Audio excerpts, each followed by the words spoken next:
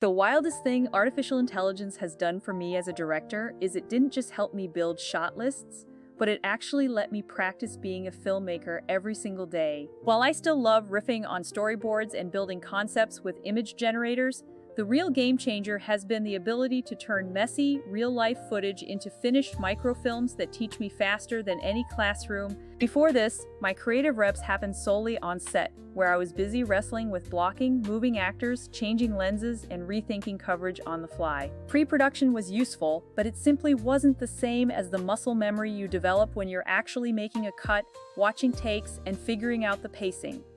Lately, I've been shooting short practice scenes with a tiny crew, or even just my phone, dumping hours of footage and letting Vizard do what it does best, find the moments that matter. That ability to instantly see your work edited changes everything about your workflow. Instead of waiting weeks to see how a scene plays in editing, I can upload my raw footage and let the tool pick the best bits to show me the story beats. It is essentially like having a dedicated editor who is completely obsessed with virality and rhythm. You suddenly notice how your choice of lens affects reaction shots, or how a 3-second cut totally changes the emotional weight of a line. Because the output is short and shareable, I can test it in public, watch the audience response, and learn from that feedback loop. I'd be lying if I said this didn't make me a lot more efficient with my time. My blocking, my eye for specific shot types, and my timing have all gotten significantly sharper in a very short amount of time.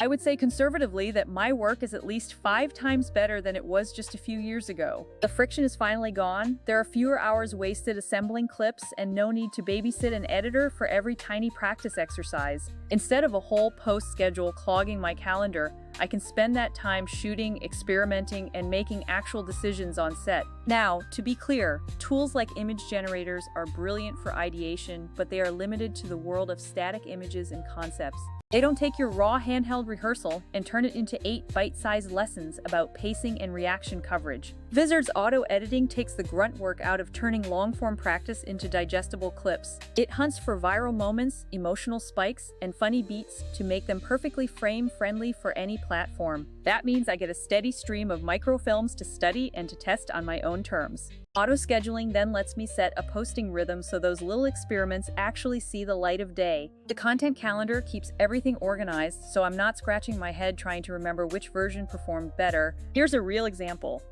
I'll shoot a 12-minute scene focusing on blocking a walking conversation between 2 people. Normally, I'd edit that for a whole day, but with Vizard, I throw the clip in and it gives me 3 snackable edits instantly.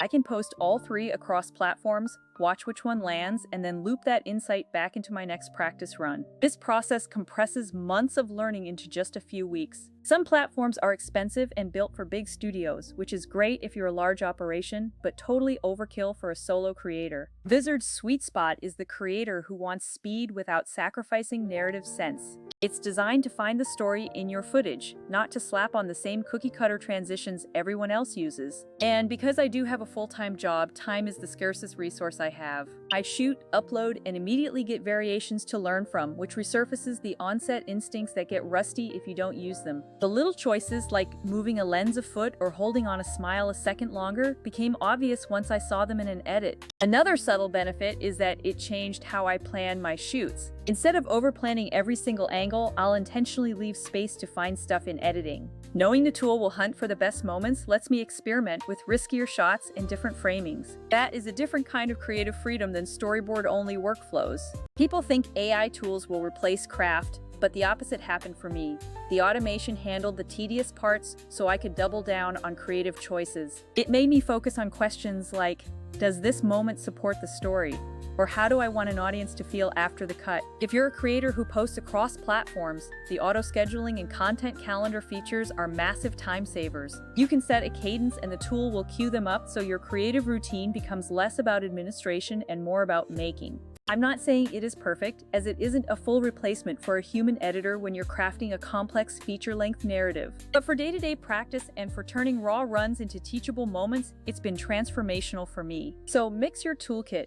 Use image models to dream up moods, use good glass to build instinct, and let the software close the loop. The feedback loop is what accelerates you. Create, publish, learn, and repeat. When you can do that at scale without burning out, your craft takes a huge leap. Bottom line, AI didn't replace my job as a director, it amplified the parts of the job that matter the most. If you want to level up your filmmaking muscle, tools that bridge ideation, editing, and distribution are worth trying. They will let you treat every shoot like a mini classroom and honestly make the whole process way more fun.